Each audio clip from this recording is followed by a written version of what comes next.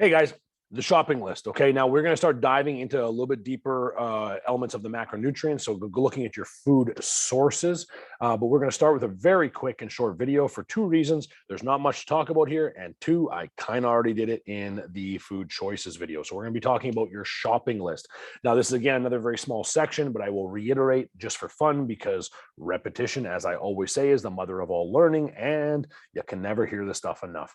So inside your shopping list, the first section is the pantry cleanout. Now, we actually addressed this in video 1 or 2 back at the start of the Quantum Leap. So if you missed it and you haven't done it, now is the time to do it again.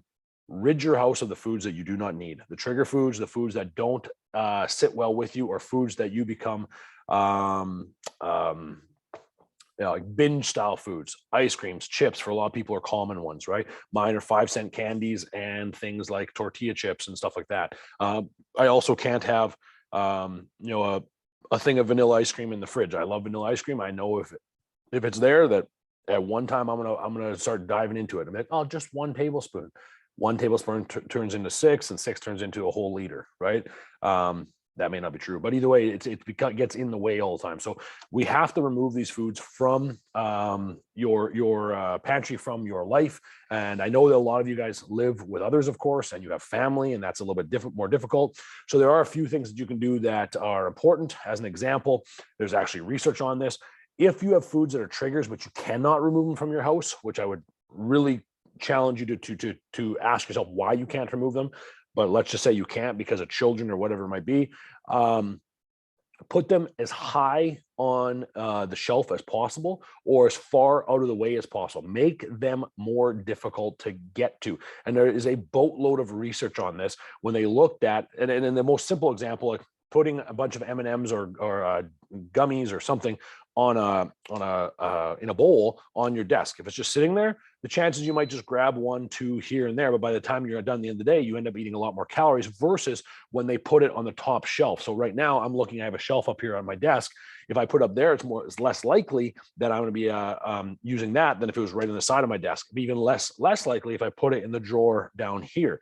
So you start to realize that if you put things higher or in more hidden places, there's less likelihood you're going to go to them. They're still in your house. You still know they're there. Like I said, my 5-cent candies, I'll tear a house apart to find that 5-cent candy if I know it's there. Okay.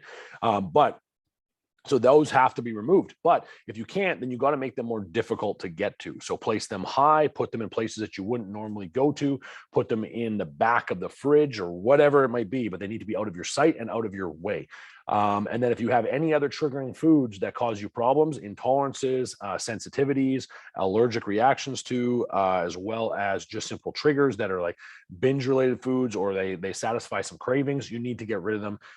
Get them out of your household. It just makes the process that much easier. So you're not constantly challenging your willpower, which inevitably always breaks on most of us.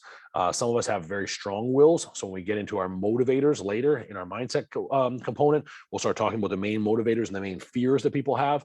Each person is different. So maybe you can tolerate this. Again, using my 5-cent candy example, I've discussed this in the past many times. My wife is the worst for this, or maybe the best. She can have a bag of Skittles sitting in her closet, and she will have 1 Skittle a day for a year. That bag will last a year.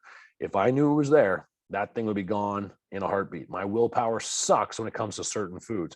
Knowing that, I have to remove them. So they can't be there, or my wife can't tell me they're there.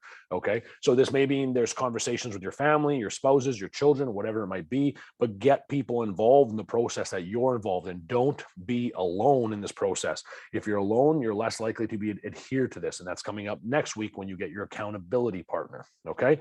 So pantry cleanout. Clean up your house, make sure it's easier for you to continue following your caloric deficit and all of the things that you want to do right now.